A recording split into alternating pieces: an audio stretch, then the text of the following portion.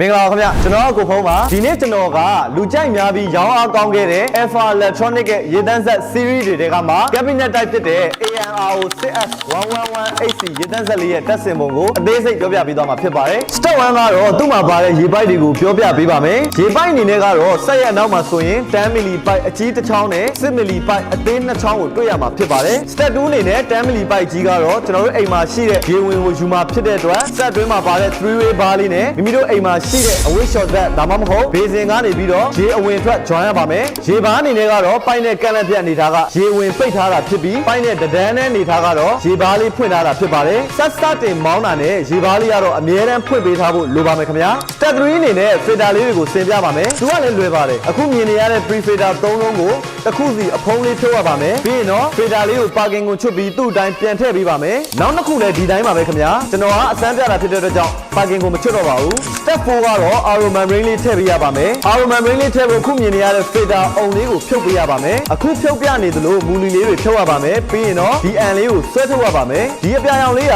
Aero membrane ထည့်ရမယ့် filter အန်လေးပါ Aero membrane ကို parking ကိုဖောက်မယ်ပြီးရင်တော့ဒီ washer ကြီးပါတဲ့ဘက်ကထိတ်မှထားရမှာဖြစ်ပြီးတော့ washer သေးလေးတွေပါတဲ့ဟာကအောက်မှာထားရမှာဖြစ်ပါတယ်ပြီးရင်ဒီ filter အုံလေးကိုဖြုတ်ထားခဲ့သလိုပြန်တက်ပါမယ်အောက်မှာရေဝင်ပိုက်ရေထွက်ပိုက်တွေ filter တွေတက်ပြီးပြီဆိုရင်တော့အပေါ်ကတောက်တုံးရေထွက်မယ်စတီးပိုက်ချောင်းလေးတွေတက်ဆင်ပါမယ်ရေပိုက်တက်တဲ့နေရာမှာအခုမြင်နေရသလိုတေချာလေးတက်ဆင်ပေးရမှာဖြစ်ပါတယ်အားလုံးပြီးပြီဆိုရင်တော့တက်ဆင်မှုလေးတွေပြီးသွားပါပြီခလုံးနီကိုလက်ရင်တော့ရေဘူးထွက်မှာဖြစ်ပြီးတော့ခလုံးအဖြူရောင်လေးကတော့ရိုးရိုးရေထွက်မှာဖြစ်ပါတယ်နောက်ဆုံးခလုံးအပြာရောင်လေးကတော့ရေအေးထွက်မှာဖြစ်ပါတယ်ရေအေးနဲ့ရိုးရိုးရေတန်းကတော့အဖြူရောင်ခလုံးနဲ့အပြာရောင်ခလုံးကြားမှာရှိတဲ့တက်ခေါင်းလေးကထွက်မှာဖြစ်ပြီးတော့ရေဘူးကတော့သူ့ဘေးကတက်ခေါင်းလေးကနေတီးတန့်ထွက်မှာဖြစ်ပါတယ်ဒီအရှင်းမှာဆိုရင်ရေဘူးနဲ့ရေအဖွင့်ပိတ်ခလုတ်လေးပါပါတယ်သူ့ကိုတော့ဆက်စမောင်းတာနဲ့စဖွင့်လို့မရသေးပါဘူးရေပိုက်တွေ join ပြီးရေတန်းဆက်စတင်မောင်းပြီး15မိနစ်လောက်အကြာမှာအပေါ်မှာရှိတဲ့တက်ခေါင်းတွေကနေရေကောင်းကောင်းကြမကြတစ်ချက်စစ်ပြီးမှသာအပူအေးခလုတ်နှစ်ခုကိုဖွင့်ပေးဖို့လိုပါမယ်ခင်ဗျာရေတန်းဆက်စမောင်းတာနဲ့အပူအေးကိုတစ်ခါတည်းဖွင့်ထားမိရင်အပူအိုးမှာရေမရောက်သေးတဲ့အတွက်အပူအိုးလောင်တာတွေဖြစ်နိုင်ပါတယ်အဲ့ဒီချက်ကိုတော့အထူး view ဆက်ရပါမယ်ခင်ဗျာ